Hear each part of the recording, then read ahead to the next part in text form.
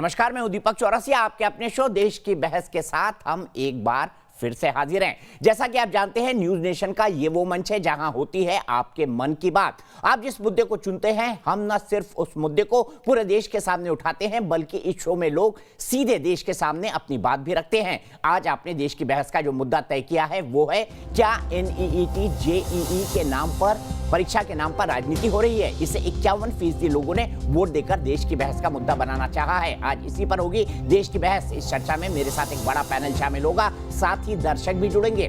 Corona काल में विपक्ष की राजनीति सड़क पर उफान मार रही है और इसकी वजह सितंबर में होने वाली मेडिकल और इंजीनियरिंग के लिए प्रवेश परीक्षा की तारीखें हैं। 6 गैर बीजेपी शासित राज्य NEET और JEE की परीक्षा को टालने की मांग पर एक बार फिर सुप्रीम कोर्ट पहुंच गए हैं। यह मांग की गई है कि इस माहौल में परीक्षा करना मुमकिन नहीं। उधर शिक्षा मंत्रालय और नेशनल टेस्ट एजेंसी ने भरोसा दिलाया है कि छात्रों को कोरोना के खतरे से बचाने के लिए पुख्ता तैयारी की गई है। इस परीक्षा से जुड़े करीब 24 लाख छात्र हैं जो आगे चलकर डॉक्टर और इंजीनियर बनेंगे। तो सवाल यही है कि क्या NEET और JEE के नाम पर सियासी चाल चली जा रही है? क्या नीट JEE के नाम पर हो रही है राजनीति? देश के 24 लाख छात्रों के भविष्य से कौन कर रहा खिलवाड़? सितंबर में होने वाली नीट और JEE की परीक्षा का मामला फिर पहुंचा supreme court. National eligibility cum entrance test यानी NEET और जॉइंट एंट्रेंस एग्जामिनेशन JEE की परीक्षा टालने की मांग पर राजनीति की परीक्षा हो रही है। दिल्ली से लेकर पंजाब और यूपी से लेकर उत्तराखंड तक कांग्रेस सड़कों पर उतरी। जिस कोरोना काल की दुहाई देकर कांग्रेस हल्ला बोल रही है, उसी कांग्रेस के तमाम कार्यकर्ता सोशल डिस्टेंसिंग और तमाम नियमों की धज्जियां उड़ाते नजर आए। परीक्षा के नाम पर विपक्षी दलों की मोर्चाबंदी भी तेज हो गई है। I hope the government listen to your voices and act upon your wishes. This is my advice to the government. যে আমরা ছাত্রছাত্রীদের হয়ে জিএ এবং নিটের জন্য আমরা সুপ্রিম কোর্টে রিভিউ অ্যাপিল করব। आपको बता दें कि नेशनल टेस्ट एजेंसी ने मेडिकल के लिए प्रवेश परीक्षा नीट का एग्जाम 13 सितंबर और इंजीनियरिंग की प्रवेश परीक्षा 1 सितंबर से 6 सितंबर के बीच की तारीख तय की है। इसमें नीट के 15,97,433 छात्र और JEE के 8,58,273 छात्रों ने रजिस्ट्रेशन कराया है। सियासी तकरार की वजह सितंबर में परीक्षा की तारीख है, जिस पर 6 गैर बीजेपी शासित राज्य फिर सुप्रीम कोर्ट पहुंच गए। पश्चिम बंगाल, झारखंड, राजस्थान, छत्तीसगढ़, पंजाब और महाराष्ट्र ने पुनर्विचार याचिका दायर की है। याचिका में सुप्रीम कोर्ट के 17 अगस्त के आदेश की समीक्षा करने की मांग की गई है। सितंबर में होने वाली JEE और नीट को स्थगित करने की मांग भी की गई है। 17 अगस्त को सुप्रीम कोर्ट ने नीट और JEE की परीक्षा मामले में दखल देने से इनकार किया था। शिक्षा मंत्री रमेश पोखरियाल निशंक ने भी कहा कि 90% छात्र एडमिट कार्ड डाउनलोड कर चुके हैं। 24 घंटे में 10 लाख छात्रों ने अपने कार्ड को डाउनलोड किया है और मुझे लगता है लगभग 70% छात्र इसमें आएंगे। आज देश की बहस में इसी मुद्दे पर चर्चा करने जा रहे हैं कि 24 लाख छात्रों के भविष्य से क्या खिलवाड़ की कोशिशें हैं। तो कई सारे सवाल उठ रहे हैं। क्या छात्रों को एक सेशन मिस कर देना चाहिए? कोरोना आज एक सत्य बनकर उभरा है। ऐसे में क्या छात्रों को भी इससे लड़ाई नहीं करनी चाहिए? इसीलिए क्यों बवाल हो रहा है? क्यों कुछ राजनीतिक पार्टियों के लोग सोशल डिस्टेंसिंग का मजाक उड़ा रहे हैं? इसीलिए हमारा सवाल आज का उससे ही जुड़ा हुआ है। क्या छात्रों की आड़ में राजनीति हो रही है? इसका जवाब आप हाँ या ना में दे सकते हैं। आप हमारी वेबसाइट पर जा सकते हैं। आपको पता है www.newsnationtv.com। हमारे मोबाइल ऐप को आप बहुत आसानी से डाउनलोड कर सकते हैं और देश की बहस के साथ 24 घंटे जुड़े रह सकते हैं। हमारे ट्विटर हैंडल पर जा सकते हैं, हमारे फेसबुक पेज पर जा सकते हैं। और अगर आपकी कोई राय है या आपका कोई विचार है या आप इस शो से जुड़ना चाहते हैं तो तुरंत अपना वीडियो बनाकर हमें व्हाट्सएप करिए 9711002266 पर।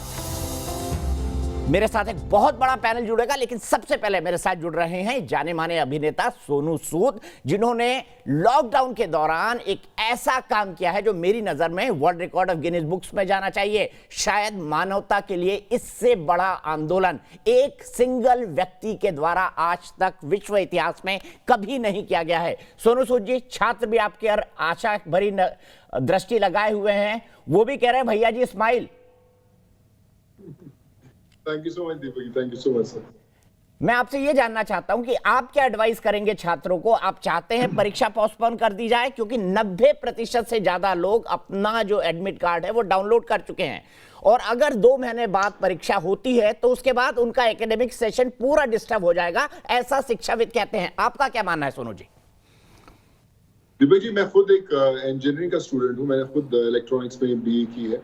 हम भी बहुत एंट्रेंस एग्जाम्स में बैठे हैं, तो हम जानते हैं कि इसकी क्या महत्वता है हमारी जिंदगी के अंदर, और सब स्टूडेंट्स ये जानते हैं। लेकिन हमें ये भी नहीं भूलना चाहिए कि ये वो एग्जाम्स है जहाँ पर देश का भविष्य जो है वो वहाँ के स्टूडेंट्स बाहर आते हैं। अगर हम आज बात करें तो मैक्सिमम जो स्टेट्स है, चाहे बिहार की बात करें, असम की बात करें, गुजरात की बात करें, बहुत बाढ़ से की चपेट में आए हुए लोग हैं। मैं अभी उनसे बहुत टच में भी हूँ, और उन लोगों के लिए परीक्षा में पहले पहुंचना एक सबसे बड़ी चुनौती है। दूसरी बात, अपने उनके जब पेरेंट्स आएंगे, कैसे आएंगे? उनके पास आर्थिक स्थिति उस तरह की नहीं है, क्योंकि कोरोना में उतना ना तो कोई काम कर पाए, ना उनके पास वैसे पैसे हैं, ना सोर्सेस हैं। आज की डेट में 20-20 हजार रुपए टैक्सी वाले बोलते हैं आपको एक जगह से दूसरी जगह लेके जाने के लिए। सो ऐसी स्थिति में जब इतने बड़े कंपटीशन में छात्र उतरेंगे, तो आप सोचिए कि एकदम फ्री माइंडेड बैठना चाहिए, और ये लोग बैठेंगे पूरे स्ट्रेस में कि कहीं वायरस से कांटेक्ट ना हो जाए, पैसे कैसे आएंगे, पहुंचेंगे कैसे, बाढ़ में फंसे हुए हैं, अलग अलग तरह की कठिनाइयां हैं। तो मुझे लगता है कि इसे थोड़ा सा पोस्टपोन करना चाहिए, करीबन 40 से 50 दिन का, 60 दिन का समय देना चाहिए। नवंबर मिड में, नवंबर एंड में परीक्षाएं होनी बहुत जरूरी है, क्योंकि देश के लिए बहुत जरूरी है परीक्षाएं, पर थोड़ा सा समय चाहिए सरकार को भी और जितने स्टूडेंट्स हैं उनको भी। लेकिन सुप्रीम कोर्ट ने इन तमाम चीजों पर गौर किया है सोनू जी, और सुप्रीम कोर्ट का यह मानना है कि परीक्षाएं कोरोना के चलते स्थगित नहीं होनी चाहिए। अभी राजस्थान सरकार ने वहां पर माध्यमिक बोर्ड की परीक्षा कराई, जिसमें 20 लाख लोग शामिल हुए। कहीं आपको यह लगता है कि इसके पीछे पॉलिटिक्स हो रही है, इसके पीछे राजनीति हो रही है? आपका क्या मानना है? और आपसे जिन छात्रों ने संपर्क किया वो क्या कह रहे हैं? आपको कितनी संख्या में आपसे जुड़े हैं लोग, क्योंकि वो चाह रहे हैं कि आप उनको परीक्षा सेंटर तक पहुंचा दें? देखिए सर, आप जो राजस्थान की बात कर रहे हैं, राजस्थान में बिहार वाली स्थिति नहीं है। राजस्थान में ना बिहार वाली स्थिति है, ना असम वाली स्थिति है, ना ही गुजरात वाली स्थिति है।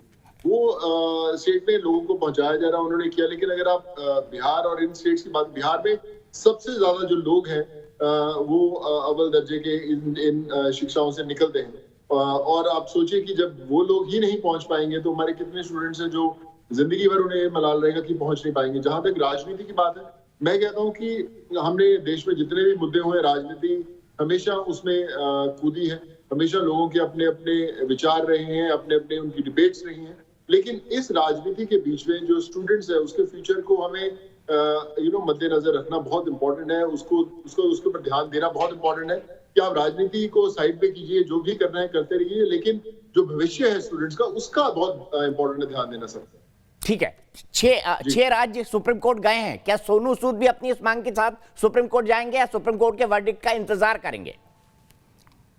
देखिए सर, मैं तो वर्डिक्ट का इंतजार करूंगा। मैं उनमें हूं, या तो मैं कोशिश करता हूं होने की, और नहीं होगा तो फिर मैं उसका हल ढूंढता हूं। मैंने एक कोशिश की है, आपके सामने आज भी कोशिश कर रहा हूं और करता रहूंगा कि ये इनको थोड़ा सा समय मिले छात्रों को। लेकिन अगर नहीं मिलेगा इन्हें इंसाफ जो ये चाहते हैं, तो मैं इनको इनके शिक्षा के जो सेंटर्स है वहां पहुंचाने की भी साथ साथ कोशिश कर रहा हूं। मेरी आज रात को मेरी पूरी टीम के साथ बैठ के मीटिंग है कि इनको कैसे निकाला जाए, कहाँ फंसे हुए लोग, उनको कैसे निकाल के उनको उनके एग्जामिनेशन सेंटर्स में पहुंचाया जाए, कौन कौन से सेंटर्स हैं, कितना डिस्टेंस है। मैं सब उन लोगों से टच में हूँ। तो मैं तो एक बोलते हैं कि मैं एक बाईपास बना लेता हूँ कि अगर ऐसे रास्ते पे नहीं चलोगे तो ऐसे रास्ते पे अपनी मंजिल पे पहुंच ही जाएंगे सर। ठीक है, मतलब आपने अपनी तरफ से, आपकी टीम जो बहुत एक्स्ट्रा एफिशिएंट है, जिसने लॉकडाउन के दौरान लाखों लोगों को अपने घर तक पहुंचाया, आप इस ब्लूप्रिंट के साथ तैयार हैं कि अगर सुप्रीम कोर्ट कहता है कि नहीं परीक्षा होगी, तो फिर आप छात्रों को उनके परीक्षा केंद्र तक पहुंचाएंगे। यह सोनू सूद का वादा है। बिल्कुल सर, मैं उसी में लगा हूँ कोशिश में कि कोई भी छात्र ऐसा ना हो जो बोले कि मैं इसलिए फंस गया हूँ क्योंकि मैं वहां पहुंचना ही नहीं चाहता था। तो उसी की पूरी कोशिश है सर, और मैं आई मेक श्योर कि हर एक छात्र परीक्षा केंद्र में पहुंचे जरूर। ठीक है, और आपसे जो छात्र सुन रहे, कई सारे छात्र मेरे साथ जुड़े हुए हैं, मैं पूछता हूं अपनी टेक्निकल टीम से, किसी एक छात्र की बात क्या हम सोनू सूद जी से करा सकते हैं? लेकिन मेरा आपसे एक और सवाल है, अगर कोई छात्र जो नीडी है, जो जुड़ना चाहता है, वो कैसे आप तक मदद के लिए पहुंच सकता है? क्योंकि आप बड़ा सॉलिड इंतजाम कराते हैं। मैं सर अभी आज हम लोग एक ऐसा नंबर क्रिएट करेंगे, हम ऐसा एक कॉन्टैक्ट क्रिएट करेंगे, फिर मैंने क्योंकि इतने लोगों की मदद की इन सब डिस्ट्रिक्ट्स में, स्टेट्स में, वो सब लोगों को जब पता चला मैं आया, उन लोगों ने वापस कांटेक्ट किया कि भैया आप लोगों ने हमें पहुंचाया था, हम तैयार हैं, हम दरभंगा में तैयार हैं, हम मधुबनी में तैयार हैं, बताइए कैसे करना है। तो हम लोग एक ऐसा नंबर, एक ऐसा सिस्टम रेडी करेंगे कि जो भी स्टूडेंट जिस भी डिस्ट्रिक्ट में, जिस भी कोने, जिस मोहल्ले में फंसा हुआ है, वो एक सिर्फ हमें मिस कॉल या फिर हमें मैसेज देगा, हमारी टीम उनसे तुरंत कांटेक्ट करके एक मीटिंग पॉइंट सेट करेगी जहां से उनको पिक करके उनके एग्जामिनेशन सेंटर्स में जाएगा। तो अभी वही रोड मैप रेडी हो रहा है कि कैसे किया जाए, कैसे परमिशन सब सॉर्ट आउट करनी है। तो विल मेक श्योर कि अभी जब पहुंचाना है तो पहुंचाना ही है सर। और प्लीज वो नंबर न्यूज नेशन के साथ जरूर शेयर करिएगा ताकि जो जरूरतमंद छात्र हैं उन तक हम आपका नंबर पहुंचा सके, आपकी वेबसाइट पहुंचा सके, तो ज्यादा से ज्यादा लोगों की मदद हो सके। सोनू सूद जी, आपको बहुत बहुत शुभकामनाएं, मेरी तरफ से बहुत बहुत बधाई, क्योंकि मैं तो आपको बहुत दिनों से कह रहा हूं कि सर लगवाइए, Guinness book of world record में आपका ये रिकॉर्ड होना चाहिए और देश को इस बात का इंतजार है। अब मैं अपने पैनल को खोलता हूं, सोनू जी का धन्यवाद करता हूं। मेरे साथ संबित पात्रा जी जुड़ गए हैं, भारतीय जनता पार्टी के राष्ट्रीय प्रवक्ता। अनमा आचार्य जी जुड़ी हुई हैं, कांग्रेस की राष्ट्रीय प्रवक्ता हैं। मेरे साथ दो और खास मेहमान जुड़े हुए हैं, अनुराग भदौरिया जी हैं जो कि स्पोक्स पर्सन है समाजवादी पार्टी के, मनोजीत मंडल है जो कि एक पॉलिटिकल एनालिस्ट है और टीएमसी के विचारक है। साथ ही साथ मेरे पास साथ प्रोफेसर डॉक्टर ओंकार सिंह जुड़े हुए हैं, ये है कोऑर्डिनेटर है UP state engineering entrance exam के 2011 में रहे। सबसे पहले संबित जी मैं आपके पास आना चाहूंगा। विरोध हो रहा है, लेकिन हमने कई ऐसी तस्वीरें देखी जहां सोशल डिस्टेंसिंग को भूल दिया गया इस विरोध के नाम पर, जहां पर लोगों के झुंड बनाए गए, जहां पर प्रदर्शन इस तरह से हुए जो कोविड कॉल के अंदर या कोरोना कॉल के अंदर नहीं होने चाहिए। क्या आपको लगता है कि इस मुद्दे पर राजनीति हो रही है? देखिए दीपक जी, आज मुझे लगता है विषय बहुत गंभीर भी है और पूरे गंभीरता के साथ, क्योंकि करोड़ों छात्र हमें देख रहे होंगे देश भर में, इसलिए बहुत ही गंभीरता के साथ इस विषय को एड्रेस करना है। दोनों पक्ष महत्वपूर्ण है। कुछ बच्चे जो चाहते हैं कि एग्जामिनेशन पोस्टपोन हो और सरकार जो चाहती है कि उनके एकेडमिक ईयर में किसी प्रकार की बर्बादी ना आए, ये दोनों पक्ष को सुनना और जानना महत्वपूर्ण है। देखिए, ये पूरा विषय एक रिट पिटीशन के रूप में सुप्रीम कोर्ट के सामने भी गया था। जेईई और नीट के एग्जामिनेशन ये 2 बार पोस्टपोन हो चुके हैं। तीसरी बार पोस्टपोन हो, ये जब रिट पिटीशन सुप्रीम कोर्ट के पास गया, बहुत सारी चर्चाएं सुप्रीम कोर्ट में हुई, दलीलें दी गई सुप्रीम कोर्ट में, और अंततोगत्वा सुप्रीम कोर्ट ने जो फैसला सुनाया उसका जो लब्बो लुबाब था, मैं 4 लाइन पढ़ देता हूं क्योंकि बच्चों के लिए भी महत्वपूर्ण है। Court, we find that there is absolutely no justification in the prayer made for postponement of the examination in question relating to NEET UG 2020 as well as Main April 2020. Ultimately, life has to go on and the career of the students cannot be put on peril for long and full academic year cannot be wasted. देखिए, हम यहाँ 5 या 6 लोग बैठे, sir Hindi में भी बता दीजिए प्लीज, रिक्वेस्ट है आपसे। मैं इसको हिंदी में भी बताता हूं। Thank you. देखिए, कुल मिला के सुप्रीम कोर्ट ने कहा कि ये जो पोस्टपोन, स्थगित करने के लिए ये जो प्रार्थना की गई है हमसे नीट और जेई के एग्जाम को, हम इसको स्थगित नहीं करना चाहते हैं, क्योंकि स्थगित करने से कहीं ना कहीं छात्रों का जो भविष्य है वो अधर में लटकेगा और एक एकेडमिक ईयर उसका घाटा होगा। और सबसे बड़ी बात है कि ये जो कोरोना है, अब इसके साथ हमें संभल कर जीना है और इसी के बीच में अपने दिनचर्या को भी बनाए रखना है। तो एक तरह से जान भी और जहान भी, स्टूडेंट्स की जान भी बहुत महत्वपूर्ण है और उनका जहान भी बहुत महत्वपूर्ण है, उनका एकेडमिक ईयर भी बहुत महत्वपूर्ण। मैं कतई ये नहीं कह रहा हूं कि स्टूडेंट्स के जान का कोई महत्व नहीं है, बहुत वो है, तभी हम हैं। दूसरी बात है, आप देखिए यहाँ बैठे पैनल में कोई भी व्यक्ति, कोई सुप्रीम कोर्ट का जज, किसी देश का प्रधानमंत्री या राष्ट्राध्यक्ष ये आज नहीं कह सकता है कि कोरोना कब समाप्त हो जाएगा। 2 महीने बाद अगर हम पोस्टपोन कर देते हैं एग्जाम को, उस समय कोरोना की स्थिति क्या होगी? क्या वो उस समय और भी अपने प्रखर रूप में होगा? वो क्या और विध्वंसक रूप में होगा या उस समय समाप्त हो गया होगा? एक कंटेंशन यह भी उठा कि दिवाली तक पोस्टपोन कर देना चाहिए। बाद में लोगों ने कहा नहीं, दिवाली तक पोस्टपोन होगा तो फिर छठ, दिवाली के 6 दिन बाद है, छठ के बाद ही एग्जामिनेशन होना चाहिए। और जो शिक्षाविद हैं, चाहे वो आईआईटीज के डायरेक्टर्स हों, आईआईएम के डायरेक्टर्स हों, उन सबका मानना है कि इस प्रकार से अगर हम 2 सेमेस्टर छोड़ते हैं तो कहीं ना कहीं एक एकेडमिक ईयर ड्रॉप होगा, 0 ईयर होगा। एक छोटी सी बात करके मैं अपनी बात को समाप्त करूंगा। जो प्राइवेट कॉलेजेस हैं, जो डिपेंड नहीं करते हैं जेईई और नीट के ऊपर, और जो फॉरेन यूनिवर्सिटीज इंडिया में हैं जो इस एग्जामिनेशन पे डिपेंड नहीं करते हैं, उनमें ऑलरेडी एडमिशन हो चुका है और उनके ऑनलाइन कोर्सेज आरंभ हो चुके हैं। तो जो बच्चे नीट को पोस्टपोन करके एक ईयर ड्रॉप करने के लिए इच्छुक है, याद रखिए उनके साथी उनसे 1 साल आगे हो जाए। ठीक है, मतलब यहां पर कहीं उन जगह जहां पर एनईईटी जेईई की परीक्षा की जरूरत नहीं है वहां पर ऑलरेडी पढ़ाई स्टार्ट हो चुकी है, आप ये कह रहे हैं? जी, स्टार्ट हो चुकी है। ठीक है, ऑनलाइन क्लासेस चल रही है। सीधे अनुमाचार्य जी के पास चलूंगा। अनुमाचार्य जी, मेरा सबसे पहला ऑब्जेक्शन इस बात पर है कि जिस तरीके से एनएसयूआई प्रदर्शन कर रही है सड़कों पर, वो तो खुद कोविड के लिए खतरा बन गए हैं। मैं मानता हूं आप एक मुद्दा उठा सकते हैं, राजनीतिक मुद्दा, लेकिन उनको भी संयम बरतने की जरूरत है। तस्वीरें दिखाइए कांग्रेस किस तरीके से प्रदर्शन कर रही है, सबसे पहले इसका जवाब दे दीजिए। और क्या आप चाहते हैं कि एकेडमिक ईयर 0 हो जाए, क्योंकि दिवाली है, छठ पूजा है, उसके बाद की परिस्थितियां हैं, ऐसे में जो एकेडमिशियन भी कह रहे हैं कि एकेडमिक ईयर जो है वो 0 हो जाएगा, क्योंकि 1 से 2 सेमेस्टर का लॉस तो ऑलरेडी हो रहा है। देखिए, सोनू सूद जी ने जिस जिम्मेदारी पूर्ण तरीके से आपसे कहा कि अगर इसे थोड़ा पोस्टपोन कर दिया जाए तो कोई बुराई नहीं है। आप ये देखिए कि एक जो एनुअल पूरा साल होता है उसमें 8 महीने पढ़ाई होती है, उसमें से 1 महीना और निकाल दीजिए, 7 महीने, जिसमें 1 महीना एग्जाम में जाता है। तो अगर हम देखेंगे कि जो एकेडमिक सेशन है वो अगर हम थोड़ा सा कंप्रेस करें, क्योंकि ये 4 साल का कोर्स है यानी कि 8 सेमेस्टर्स हैं, तो इसमें अगर हम थोड़ा पोस्टपोन करते हैं, क्योंकि देखिए केवल कोविड ही एक समस्या नहीं है, इस समय समस्या असम में बाढ़ की है, उत्तर प्रदेश के कुछ इलाकों में और बिहार में बाढ़ की है। और हम इन एग्जाम्स की फीस इतनी कम इसलिए रखते हैं, जैसे 600 रुपए पर जो बॉयज हैं उनके लिए और जो छात्राएं हैं उनके लिए 350 के करीब होती है, कि उनको एक लेवल प्लेइंग फील्ड मिल सके। तो अगर इस एग्जाम को अभी करते हैं तो आप देखिए, एक तो बाढ़ का प्रॉब्लम है, दूसरे अलग अलग जगह सेंटर्स उतने ज्यादा नहीं है, सबको एक जगह ट्रैवल करके, जो गांव के लोग हैं, जो मेट्रोपॉलिटन के होंगे, वो बच्चे तो कहेंगे कि हमें कोई प्रॉब्लम ही नहीं है, क्योंकि उनके लिए सारी सुविधाएं मौजूद हैं, या जो शहरों में रहते हैं। लेकिन जिनको उस सेंटर तक पहुंचना है, उनको अपने साथ एक पारिवारिक मेंबर को भी लेकर जाना पड़ेगा, उसके बाद उनके लिए कोई पब्लिक ट्रांसपोर्ट्स नहीं है। तो मैं समझती हूँ कि हर चीज एक कमिटमेंट की तरह होती है, कॉन्ट्रैक्ट होता है, कॉन्ट्रैक्ट में फोर्स मेजॉर क्लॉज होते हैं। जब हम इकोनॉमी की बात करते हैं तो वहां एक्ट ऑफ गॉड आ जाता है। अब यहाँ जो एक्चुअली एक्ट ऑफ गॉड है, यहाँ पे हम वो बात सुन नहीं रहे हैं, सिर्फ पोस्टपोनमेंट की बात है। मैं समझती हूँ कि अगर पहला सेमेस्टर और दूसरा सेमेस्टर थोड़ा कंप्रेस होगा तो तीसरे और चौथे सेमेस्टर को हम थोड़ा सा ऑफलोड कर सकते हैं, और वहां पर हम वो एग्जाम को जो है उसका जो पूर्ति की जा सकती है। और ऐसा कई बार होता है, बहुत सारे लोग ऐसे होते हैं जो एक सेमेस्टर को छोड़ के वो 2 सेमेस्टर एक साथ एग्जाम देते हैं। तो इसमें प्रॉब्लम क्या है? मैं समझती हूँ इसमें सिर्फ इतनी सी प्रॉब्लम है कि हमें इन विद्यार्थियों की बात सुननी चाहिए। मुद्दा है तभी विपक्ष उतरा, मुद्दा नहीं होता तो विपक्ष क्यों आता?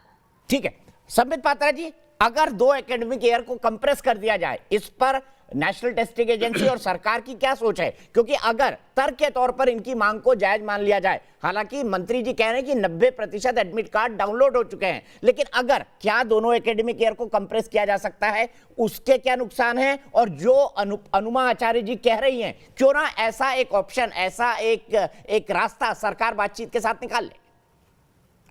देखिए, पहली बात और बार बार मैं कहूंगा कि सुप्रीम कोर्ट में ये सारे विषय रखे गए थे, वहां पे बहुत ड्यू डिलिजेंस के बाद सुप्रीम कोर्ट ने अपना जजमेंट सुनाया है। नंबर 2, क्या हम एक एकेडमिक वर्ष के पूरे कोर्स को, सिलेबस को कंप्रेस कर सकते हैं?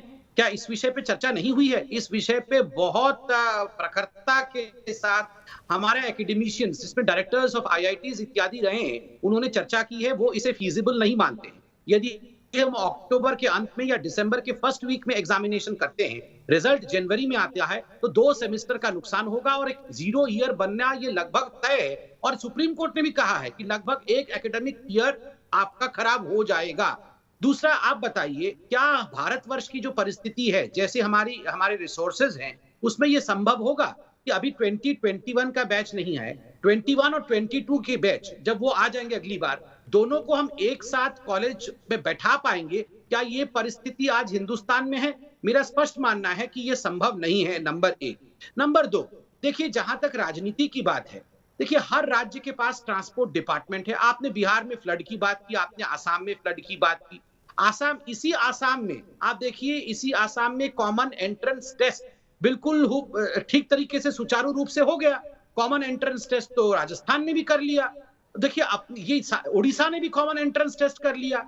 यहाँ पर आप नीट और जेईई एग्जाम के विरोध में बोल रहे हैं, मगर अपने राज्य के एग्जाम्स को स्थगित नहीं कर रहे हैं।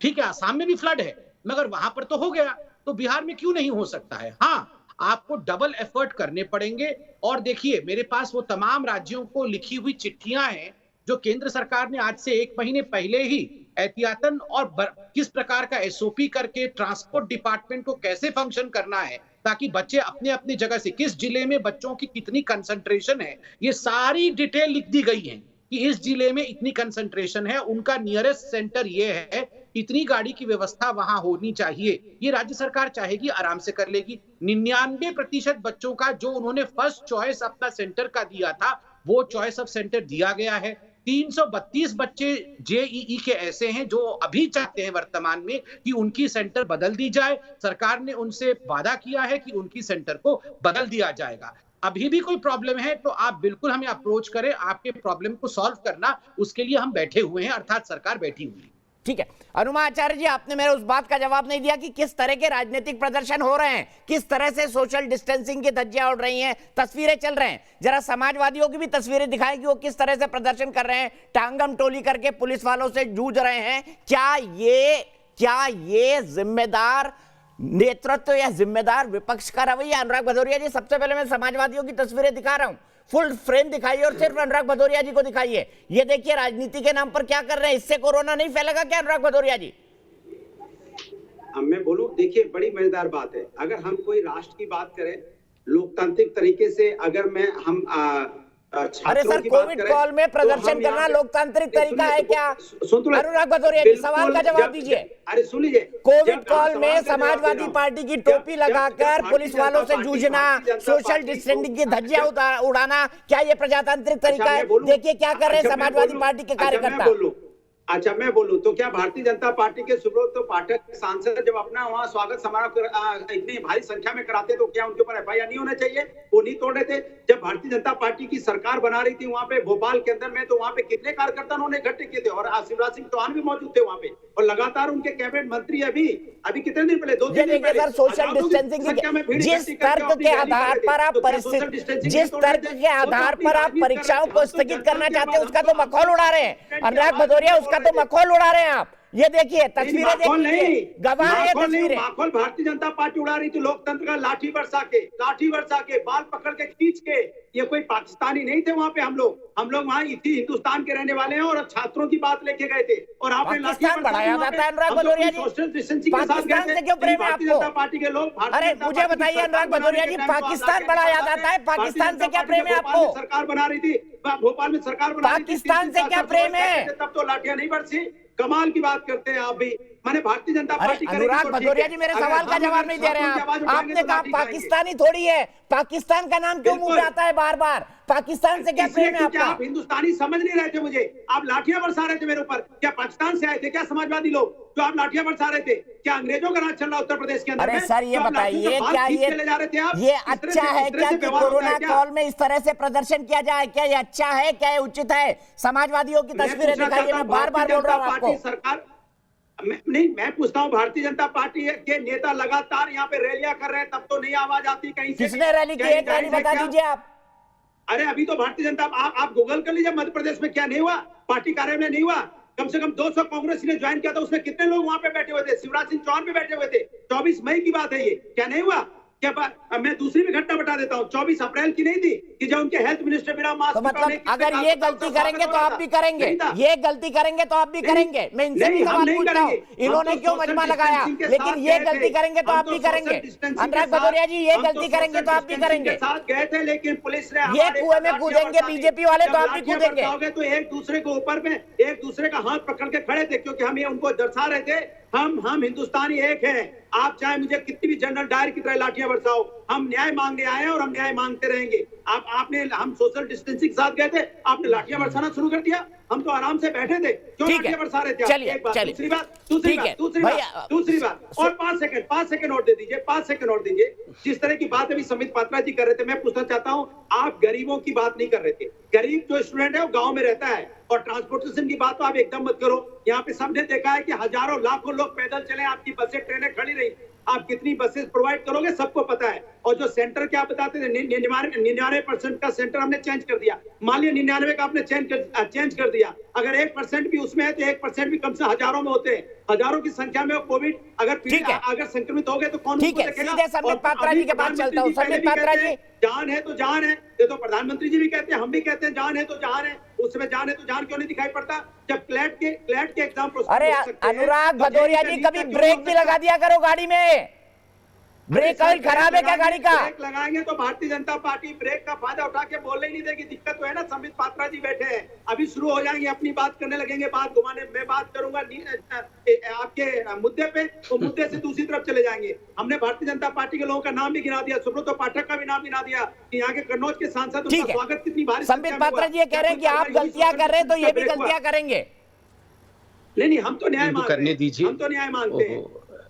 देखिए, मुझे लगता है मुझे बिल्कुल ये चिल्लम चिल्ली वाली बहस आज करनी नहीं है। बहुत सारे छात्र, अगर आपको पहले ये बोल ले पूरा और बोलिए, इनको और बोलने की इच्छा है, उनको और बोलने दिया जाए। लेकिन आप मुद्दे पे, अरे सर रैली हो जाएगी, संबित पात्रा जी रैली हो जाएगा। अनुराग भाई प्लीज, अनुराग जी प्लीज, छूट जाएगी। संबित पात्रा जी, हम आपके पास मुद्दे हैं नहीं, बोल दीजिए। मैं बोलना चाहता हूँ मगर मैं बिल्कुल चिल्लाना नहीं चाहता।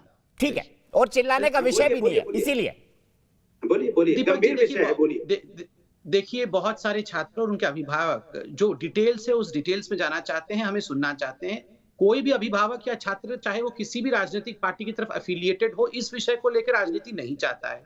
देखिए, बहुत आश्वासन के साथ मैं कह रहा हूं, मैं राष्ट्रीय प्रवक्ता हूं उस पॉलिटिकल पार्टी का जिसकी आज सरकार है, मंत्रियों से हमारी बात भी हुई है, सबसे बात होने के बाद पूरे आश्वासन के साथ हम कह रहे हैं कि the students should be taken care of. जैसे कि मैं छोटा सा उदाहरण दे रहा हूं, एडमिट कार्ड चेक करने की जो प्रावधान है, वो प्रावधान भी ऐसे है कि डिस्टेंस से ही एक बारकोड के माध्यम से चेक होगा, कोई आपका एडमिट कार्ड पास में आके चेक भी नहीं करेगा। सारे एसओपी फॉलो होंगे। जिस जेईई के एग्जाम में एक कमरे में पहले 24 लोग बैठते थे, उस कमरे में अब 12 लोग ही बैठेंगे। सोशल डिस्टेंसिंग का पूरा ख्याल रखा जाएगा। ये रेस्पॉन्सिबिलिटी के साथ एसओपी के साथ ही हम आगे बढ़ रहे हैं। दूसरी बात है, जहां तक अनुराग भाई प्लीज, बहुत सारे छात्र मेरे साथ जूम पर जुड़े हुए हैं, वो गंभीरता से आप सब लोगों को सुनना चाहते हैं और अभिभावक भी सुनना चाहते हैं। संबित जी, देखिए, आप छात्रों से पूछिएगा, जब ये एप्लीकेशन भरते हैं तो एक कॉन्टैक्ट नंबर भी देते हैं कि फलाने कॉन्टैक्ट नंबर पे उनके साथ, चाहे वो गांव का भी क्यों ना हो, वो एक कॉन्टैक्ट नंबर देता है, क्योंकि आज गांव-गांव तक मोबाइल पहुंची हुई है। एक सर्वे के माध्यम से अधिकांश लोगों से बातचीत करने के पश्चात, क्योंकि अधिकांश अभिभावक और बच्चों का मानना है कि उनका एकेडमिक ईयर खराब नहीं होना चाहिए और 0 ईयर के लिए वो तैयार नहीं। आप जानते हैं कि संबित पात्रा जी की आवाज प्लीज। आप जानते हैं कि जेईई और नीट की जो एग्जाम है, उसके लिए कुछ बच्चे, अधिकांश बच्चे तो 2 साल से प्रिपेयर कर ही रहे हैं। कुछ बच्चे ऐसे भी हैं जो 4-5 वर्षों से प्रिपेयर कर रहे हैं। इसलिए इनका ये कल्मिनेशन है, ये इनको एक क्लोजर भी चाहिए कि आखिर हमारे करियर का क्या होगा। मैंने प्राइवेट कॉलेजेस का भी एग्जाम्पल दिया, उनके क्लासेस चल रहे हैं, वो आपसे लगातार सीनियर हो रहे हैं, उसी बैच के बच्चे, और आप अगर ईयर ड्रॉप करेंगे और बस इसलिए सिर्फ क्योंकि आप सरकारी कॉलेज में जाना चाहते हैं, तो इसका संदेश भी ठीक नहीं जाता है। ये इन सब विषयों को ध्यान में रखते हुए सुप्रीम कोर्ट ने कहा है कि एसओपी के साथ एग्जाम किया जाए, इसको किसी प्रकार से स्थगित ना किया जाए।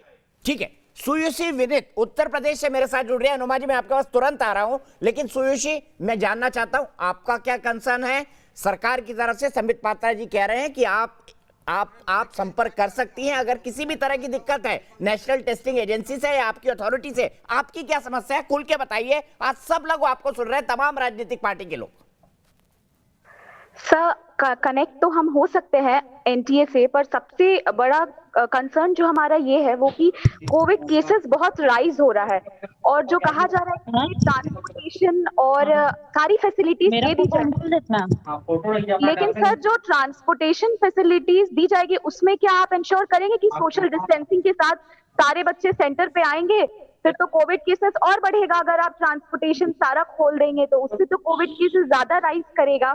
मैंने नीटशाला पे अभी एक कॉल लिया था सर, उसमें 90% स्टूडेंट्स का यही कहना था कि एग्जाम शुड बी अपनी लाइफ तैयारी है। अगर जिंदगी रहेगा तो नेक्स्ट ईयर भी एग्जाम देंगे और हम राइज करेंगे, बट जिंदगी ही नहीं रहेगा तो फिर एग्जाम्स का क्या फायदा होगा।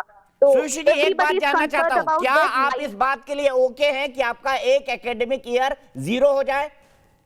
मैं आपसे जानना चाहता हूं, आपकी राय जानना चाहता हूं। सर लाइफ से बढ़ के कुछ नहीं होता है। अगर हम लोग को इंश्योरेंस दे दिया जाएगा आना चाहेंगे, लेकिन अगर मौत की बात आएगी तो हम पहले अपनी जिंदगी को प्रेफर करेंगे एग्जाम बाद में।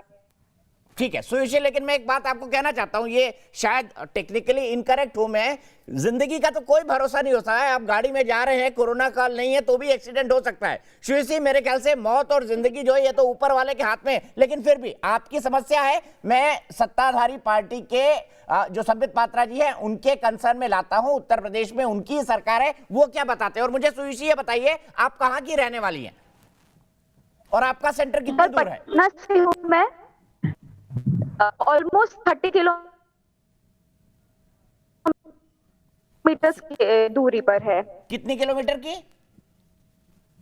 30 किलोमीटर की दूरी पर है इनका सेंटर। संबित जी, मैं चाहूंगा आप इनको एड्रेस करें। हो सकता है कि शायद इन लोगों को काउंसलिंग की भी जरूरत हो। नहीं, बिल्कुल, थैंक यू सो मच। देखिए, इन्होंने बहुत अच्छे तरीके से अपने कंसर्न को रखा। यही तो सुंदरता है, पढ़े लिखे लोग हैं, ये हमारे देश के भविष्य हैं। और जो बिटिया ने कहा है कि जान है तभी तो जहान है, 0 ईयर भले ही हम सह सकते हैं, मगर हमें जीवित रहना ये हमारे लिए आवश्यक है। मगर इन्होंने ये भी कहा कि अगर हमें ये एश्योरेंस और इंश्योरेंस दिया जाए कि हमें कुछ भी नहीं होगा, तब हम जरूर आएंगे। देखिए, मैं बहुत हम्बली सबमिट करना चाहूंगा कि इंश्योरेंस तो इस वर्ल्ड में ईश्वर को छोड़कर कोई नहीं दे सकता, मगर एश्योरेंस हम जरूर दे सकते हैं। और एश्योरेंस सरकार ने दिया है। देखिए, जहां तक ट्रैवलिंग की बात है, आपने कहा कि ठीक है सेंटर में डिस्टेंसिंग हो सकती है, ट्रैवलिंग का क्या होगा? यहां तक भी फैसिलिटी की गई है कि आपके पास अगर है जो आप डाउनलोड की है, कंटेनमेंट जोन में रहती हैं तो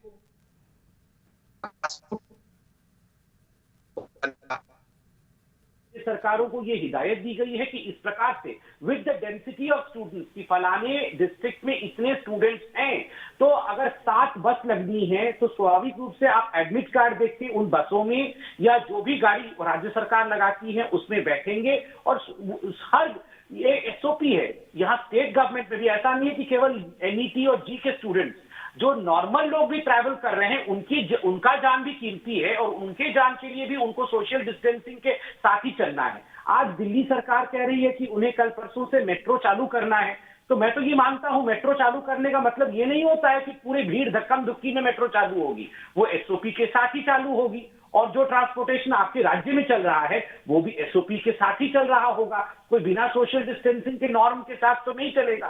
देखिए ये, और लास्ट में मैं कहूंगा, कोई ये वॉलंटियर एग्जामिनेशन है, जेईई और एनईटी ये वॉलंटियर एग्जामिनेशन है।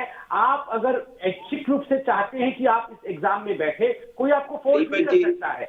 और आपको अगर लगता है कि मेरे लिए 1 ईयर ड्रॉप करना महत्वपूर्ण है तो अगली बार दे सकते हैं। इसमें किसी प्रकार का ये विषय सुप्रीम कोर्ट से रखा गया था कि कोई भी छात्र चाहता है कि मैं इस साल नहीं दूंगा, मैं अगले साल दूंगा। कई लोग करते हैं, कई लोग ड्रॉप ईयर लेते हैं, ड्रॉप ईयर लेकर अच्छा, ये क्या बात हुई? रास्ता खुला। मैं बोलूं दीपक जी, अनुराग भाई, मैं 1 मिनट आ रहा हूँ। मनोजीत जी से मैंने कोई कमेंट लिया है, अनुमा जी उसके बाद मैं आपके पास आऊंगा। मनोजीत जी, थैंक यू। ममता बनर्जी की भी सरकार है, अगर राज्य सरकार चाहे तो केंद्र सरकार जो 1 महीने पहले गाइडलाइंस भेज चुकी है 17 अगस्त के सुप्रीम कोर्ट के फैसले के बाद, उसके आधार पर ट्रांसपोर्टेशन की व्यवस्था कर सकती है। जहां पर बाढ़ हो वहां पर कोई अल्टरनेट दे दिया जाए। मैं सिर्फ सुझाव के तौर पे कह रहा हूं, आपके राजनीतिक विरोध का मैं स्वागत करता हूं, लेकिन क्या आधा घंटा से बैठा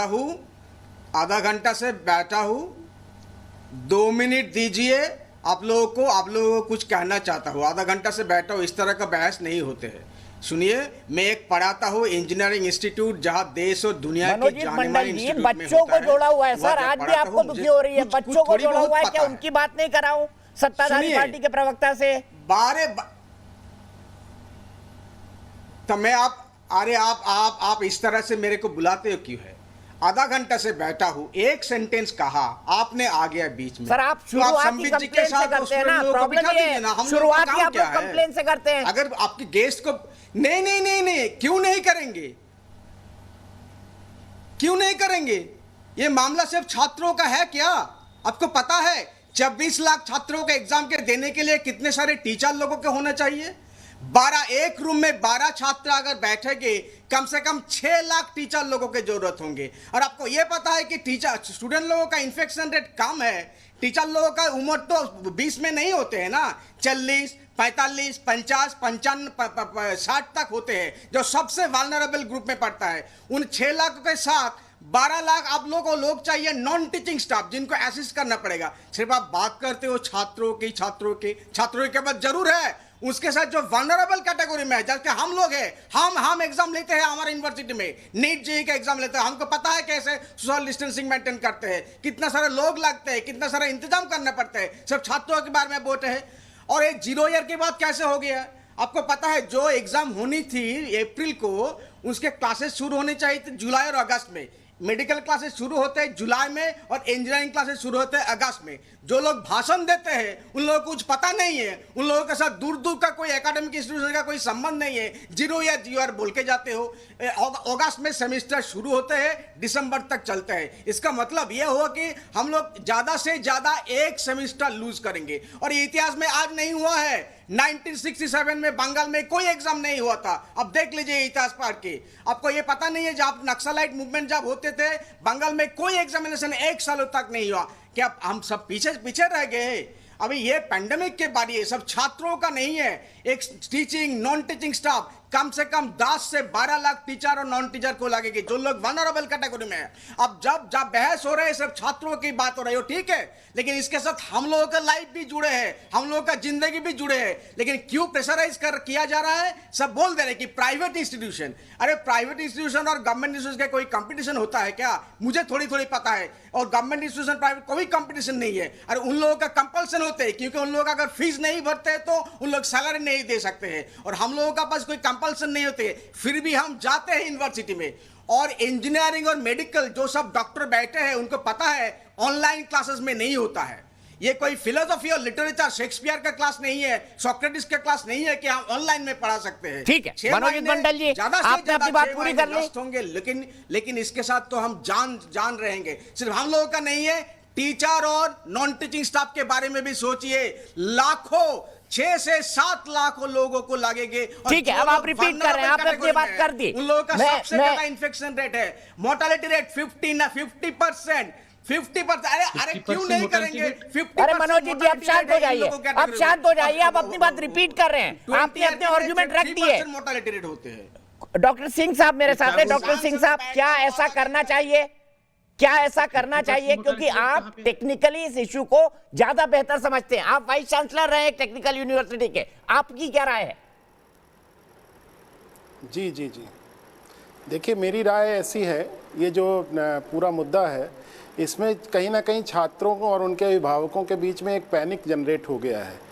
कारण जो भी रहे हों, शायद ये कम्युनिकेशन गैप हो गया। यदि एनटीए इसको सहजता से सभी छात्रों और उनके अभिभावकों को दिला देती, क्योंकि एनटीए के पास के हिसाब से सारा डेटा उपलब्ध है, और उन्होंने जब से एग्जामिनेशन सेंटर बांट दिए तो हर सेंटर पे कितने बच्चे हैं, उनके पिन कोड क्या है, मोबाइल नंबर क्या है, ये डाटा उपलब्ध है उनके पास।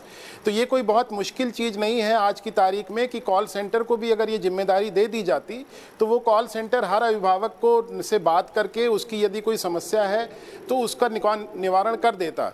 जैसा कि अभी मैंने सुना, पूर्व वक्ताओं ने बताया कि इस प्रकार की व्यवस्था की गई है कि ट्रांसपोर्टेशन का अरेंजमेंट किया जाएगा, परंतु उस सब के बावजूद यदि छात्रों के बीच में कोई पैनिक है तो उसका निवारण हमें सहजता से करना चाहिए। इसमें परीक्षा ना होने की बात तो कभी आती ही नहीं है, क्योंकि परीक्षा तो होनी ही चाहिए, अपने निर्धारित सत्र भी चलना चाहिए। लेकिन एक विषय और मैं इसमें जोड़ना चाहूँगा कि 0 सत्र की बात जो है बहुत पचती नहीं है, क्योंकि हम यदि 2 सेमेस्टर को अगर हम बात करें, जो कि हमारा अगस्त में शुरू होता है सत्र, तो अगस्त से चल करके वो दिसंबर तक जाता है, और अगला सत्र हमारा जनवरी से शुरू होकर के मई अप्रैल एंड तक जाता है। तो यदि हम इस सत्र को जनवरी में भी शुरू करेंगे तो जनवरी में शुरू करके हम अप्रैल तक पहला सेमेस्टर, और अप्रैल के बाद 15 दिन का ब्रेक दे करके हम अगस्त तक दूसरा सेमेस्टर खत्म कर सकते हैं, और सत्र को हम अब जो हमारा वेकेशन होता है उसको खत्म करके रेगुलेट कर सकते हैं। एक और बात मैं ऐड करूंगा कि शायद ये कहीं ना कहीं आगे कर देंगे सिंह साहब, आगे कर देंगे, बताया कि हमारा प्लीज आगे कर देंगे सिंह साहब जी। 30 सेकंड अनुराग भदौरिया जी। अलग पॉइंट रखिएगा कोई इससे, और उसके बाद में संबित पात्रा जी से जवाब लूंगा। राजीव रंजन जी भी जुड़ गए हैं और अगले छात्र को जोड़ा जाए। देखिए जो बिटिया अभी जुड़ी थी शुभश्री, उसने देखो कितनी साफ बात कही। वही मैं कह रहा था, ट्रांसपोर्टेशन की प्रॉब्लम है क्योंकि सोशल डिस्टेंसिंग की वहां प्रॉब्लम आएगी, क्योंकि आप जानते हैं गवर्नमेंट की जो हालत आज की डेट में है वो बसेस प्रोवाइड नहीं कर पाती समय से। मैं जानता हूँ अच्छी तरह से, देखो कहना बहुत आसान होता है। उसने यही कहा कि 90% छात्रों से हमने बात की है वो एग्जामिनेशन के लिए तैयार नहीं है। उसने सोशल मीडिया पे एक पोल किया, 90% छात्रों, 25 लाख छात्रों को बिटिया बात कर लेगी। अनुराग भदौरिया के आर्गुमेंट को तर्क का रखा करिए।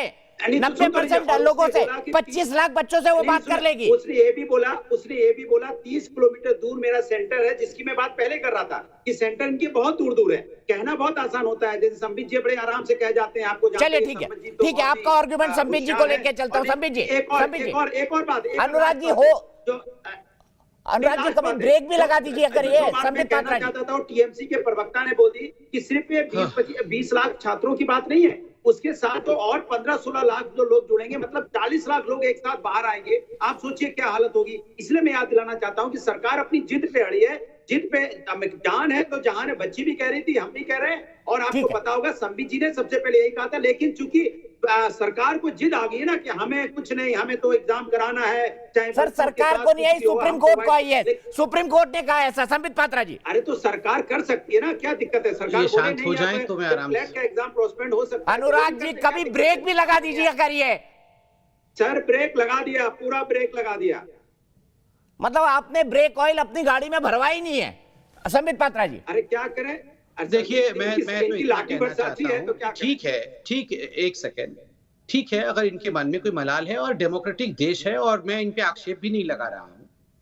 कई ऑपोजिशन पार्टीज इन विषयों को लेकर अभी सुप्रीम कोर्ट में जा रही है, और डिसीजन भी 4-5 दिन के अंदर ही आ जाना है, क्योंकि सितंबर के महीने में ही एग्जाम होने हैं। तो इंतजार करते हैं। एक जजमेंट तो आ गया है, और सुप्रीम कोर्ट कोई किसी कंट्रोल में नहीं है। सारे विषयों को सुनने के बाद बड़े गंभीरता के साथ सुप्रीम कोर्ट जजमेंट देती है। सुप्रीम कोर्ट ने एक जजमेंट सुना दिया है, रिव्यू पिटीशन डालने की बात हो रही है। आप स्वच्छंद हैं, रिव्यू पिटीशन डालें। रिव्यू पिटीशन के बाद जो भी नतीजा आएगा, अगर वो सरकार के खिलाफ होगा तो सरकार उसका पालन करेगी, और अगर वो आपके खिलाफ होगा तो आपको उसका पालन करना होगा। दूसरी बात है, देखिए ये अभी आज मंत्री महोदय ने भी एक बड़ी बात कही है। जर्मन में जिस प्रकार की ये एग्जाम हमारे हैं, जर्मन में भी वो एग्जाम होते हैं, आर्बिट्यूर एग्जाम्स, वो कंडक्ट किए गए। चाइना में भी गाँव एग्जाम होते हैं, वो भी कंडक्ट किए गए। विश्व में अमूमन ये एग्जाम्स कंडक्ट किए जा रहे हैं। राज्यों में भी कॉमन एंट्रेंस टेस्ट को पोस्टपोन नहीं किया जा रहा है। दिल्ली में गुरु गोविंद सिंह जो यूनिवर्सिटी है, जो दिल्ली सरकार के अंतर्गत आती है, उसके एडमिशन टेस्ट चल रहे हैं, उसकी पूरी प्रणाली चल रही है। उसमें एक्सक्यूज देते नहीं, इसमें तो केवल 4 लाख लोग हैं, जबकि इसमें 25 लाख लोग हैं। देखिए 4 लाख लोग तो आपके राज्य में ही है ना, तो एक राज्य में है। और अभी अनुराग भाई कह रहे थे कि केवल 25 लाख लोगों की बात नहीं है, उनके साथ उनके अभिभावक भी निकलेंगे। तो जो कॉमन एंट्रेंस टेस्ट हुआ, चाहे राजस्थान में हो रहा है, चाहे पंजाब में हुआ, चाहे आसाम में हुआ, चाहे उड़ीसा में हुआ, क्योंकि उड़ीसा ने भी इसके खिलाफ कहा है कि नहीं, हम चाहते हैं ये पोस्टपोन हो जाए, मगर कॉमन एंट्रेंस एग्जामिनेशन करा लिया। तो अगर 3 लाख लोग उड़ीसा के कॉमन एंट्रेंस एग्जामिनेशन देते हैं, उनके भी तो अभिभावक निकल कर बाहर आ रहे हैं, तो प्रोपोर्शनेटली तो वही संख्या है। और जहां तक फ्लड का विषय है, देखिए स्पेशल अरेंजमेंट करना पड़े। फ्लड हर वर्ष आता है, ये कोई पहली बार नहीं है कि फ्लड आया है। और ये अगर हम अभी, मैं बंगाल के जो बैठे हुए हैं मनोजीत दा कह रहे थे कि हमने तो 1 साल कोई एग्जाम नहीं किया बंगाल में, नक्सल मूवमेंट था तो कोई एग्जाम नहीं हुआ, हमारा क्या बिगड़ गया। देखिए मनोजीत दा, मुझे इस बात पे बहुत आपत्ति है। बंगाल को नक्सल मूवमेंट के कारण और जो एग्जाम स्थगित हुए उसके कारण इतना बड़ा नुकसान हुआ है, और आप कह रहे हैं कोई नुकसान नहीं हुआ। एक जनरेशन स्टूडेंट्स का नक्सलिज्म में खप गया। बहुत इंटेलिजेंट स्टूडेंट्स नक्सल बन के चले गए, बाद में पछता के वापस आए, उनकी जिंदगी बर्बाद हो गई। और आप कह रहे हैं कि कोई बर्बादी नहीं हुई। नहीं सुनिए, एक सेकंड में, आपने वही उदाहरण दिया। सर आप बीच में क्यों बोलते हैं? सर मैं बोल लूं, उसके बाद आप बोल लीजिएगा। मैं इतने 100 बच्चे जुड़े हुए हैं, वो सुन रहे हैं। गलत बात है सर, मैं कंप्लीट कर लूं। ये सारे लोग एक साथ बोलेंगे तो कैसे होगा? ये स्टेटमेंट गलत है। ये नीट एग्जाम कैसे होगा? अनुराग भाई प्लीज, मैं आपके पास आऊंगा, आपको वक्त दे रहा हूँ, हर के बीच में मत बोलिए। तो लोग नक्सलाइट हो जाएंगे। कितने लोग नक्सलाइट बनेंगे अगर एग्जाम नहीं होगा? किसने तो कहा ये नक्सलाइट हो जाएंगे? भैया इन्होंने नक्सलिज्म का एग्जांपल दिया था, ये समझ भी नहीं पा रहे हैं। अरे दीपक भाई जरा शांत कर दीजिए। अरे अनुराग भाई प्लीज, सिर्फ संबित जी की आवाज। अनुराग भाई प्लीज, मैं इस इशू पे चीखा चिल्ली नहीं करना चाहता हूं, बहुत सारे बच्चे सुन रहे हैं। प्लीज अगर उनको काउंसलिंग और समझ की जरूरत है तो हमको इस जिम्मेदारी को निभाना चाहिए। अनुराग भाई आपको भी निभाना चाहिए। संबित जी कंक्लूड करिए प्लीज। कोई नहीं कह रहा है कि जो बच्चे एग्जाम नहीं देंगे वो नक्सलाइट हो जाएंगे। ये कहां से, ये सुन नहीं रहे क्या? अभी मनोजीत मंडल जी ने कहा कि बंगाल में नक्सलिज्म मूवमेंट के समय 1 वर्ष कोई एग्जाम बंगाल की सरकार ने नहीं किया। क्या बंगाल को कोई नुकसान हो गया? कोई नुकसान नहीं हुआ। मैं मानता हूं कि बंगाल को बहुत बड़ा और जिस क्षति की कोई पूर्ति नहीं हो पाई, उतना बड़ा नुकसान नक्सलिज्म के कारण, और नक्सलिज्म के कारण एजुकेशन जो इम्पैक्टेड हुआ उसके कारण हुआ है। पूरा एक जनरेशन ऑफ स्टूडेंट बर्बाद हुए हैं वहां पर नक्सलिज्म और एग्जाम्स नहीं होने के कारण। हम कभी भी नहीं चाहते, मैं नक्सलिज्म से कंपेयर नहीं कर रहा हूं, मैं केवल मनोजीत मंडल ने जो कहा प्रोफेसर होते हुए भी उसका मैं काउंटर कर रहा था। और दूसरा, बिल्कुल एकेडमिक ईयर के बारे में जो कहा यहाँ उप कुलपति जी ने, जो पूर्व कुलपति हैं, मैं उनसे ससम्मानित डिफर करूंगा, क्योंकि एकेडमिक ईयर के कंप्रेशन को लेकर कोई पार्टियों के प्रवक्ताओं ने एक टीम नहीं बनाई है। आईआईटीज के डायरेक्टर्स, आईआईएम के डायरेक्टर्स, एम के डायरेक्टर, इन लोगों ने टीम बनाई है और इन लोगों ने निर्णय लिया है कि संभव नहीं हो पाएगा। इसलिए मैं या अनुराग भाई इसके एक्सपर्ट नहीं है कि हम कंप्रेस कर सकते हैं कि नहीं कंप्रेस कर सकते हैं। ठीक है रागिनी नायक जी, मेरा सीधा सवाल आपसे। प्रोफेसर साहब मैं 1 मिनट में आ रहा हूं आपके पास। के साथ इस मामला का कोई संबंध नहीं है। रागिनी नायक जी मेरा सीधा सवाल आपसे। राजस्थान में एक अच्छा राज्य, बड़ा राज्य है, बड़े क्षेत्रफल का राज्य है, वहां पर आपने 20 लाख लोगों की माध्यमिक बोर्ड की परीक्षाएं कराई, उसकी वाहवाही भी लुटी, बकायदा आर्टिकल छपे कि देखिए कोविड कॉल में भी, कोरोना कॉल में राजस्थान सरकार ने इतनी बड़ी जिम्मेदारी निभाई और इन परीक्षाओं को सफलतापूर्वक कराया। सवाल यह है कि अगर एक राज्य में 20 लाख लोग परीक्षा दे सकते हैं तो पूरे देश में 24 लाख क्यों नहीं? इसको लेकर कांग्रेस पार्टी, आपके नेताओं ने क्या पैनिक नहीं फैलाया? क्या विद्यार्थियों की चिंताओं को और नहीं बढ़ा दिया? मैं आपसे जानना चाहता हूं। दीपक जी, सबसे पहले तो मैं ये स्पष्ट करना चाहती हूँ कि जीवन में सफलता की सीढ़ियां चढ़ने का सबसे बेहतरीन माध्यम शिक्षा है और इस बात में कोई गुरेज नहीं। हर साल जिन विद्यार्थियों की हम बात कर रहे हैं, इनकी आंखों में चमकीले सपने होते हैं भविष्य को लेकर, और ये जानते हैं कि उस सफलता तक पहुंचने का रास्ता कॉम्पिटिटिव एग्जाम से ही होकर जाता है।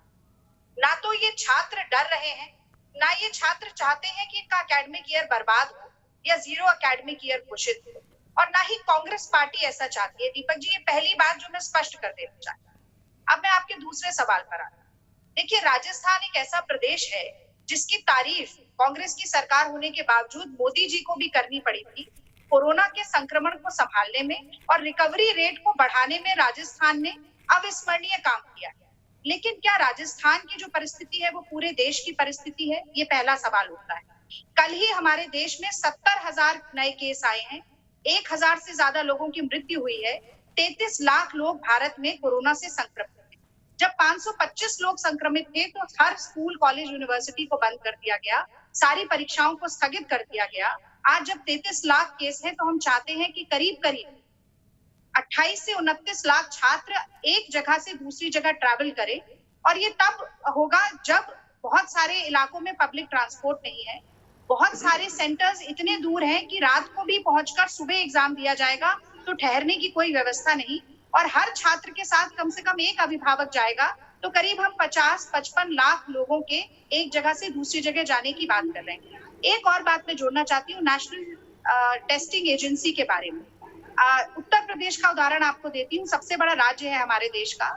66 सेंटर बनाए हैं जेईई और नीट के, यानी कि एक जिले में एक सेंटर भी नहीं। और भदौरिया जी बताएंगे कि एक जिला हेडक्वार्टर से दूसरे जिला हेडक्वार्टर जाने में 100, 150, 200 किलोमीटर का रास्ता भी तय करना पड़ सकता है।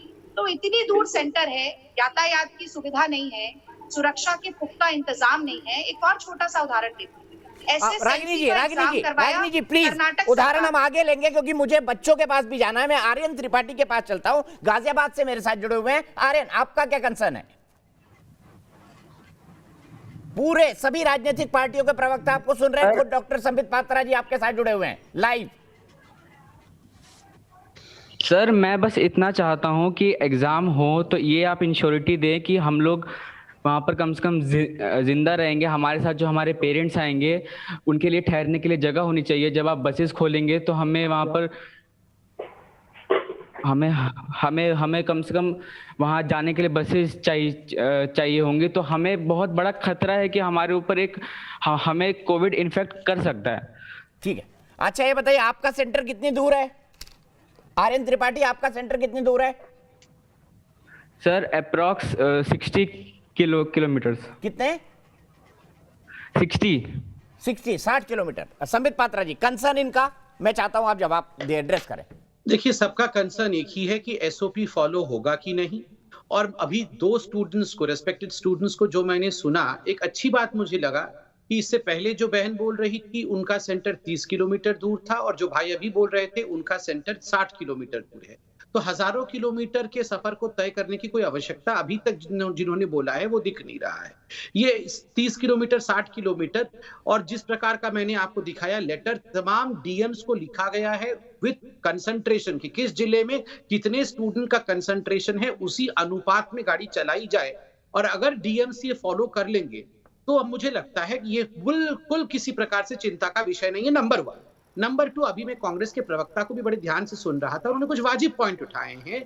उन्होंने कहा कि राजस्थान को कंपेयर नहीं कर सकते हैं हम दूसरे राज्यों से, क्योंकि राजस्थान बहुत सक्षम है। राजस्थान ने इसलिए अपना कॉमन एंट्रेंस टेस्ट कंडक्ट किया जिसमें लाखों की संख्या में लोग बाहर निकले।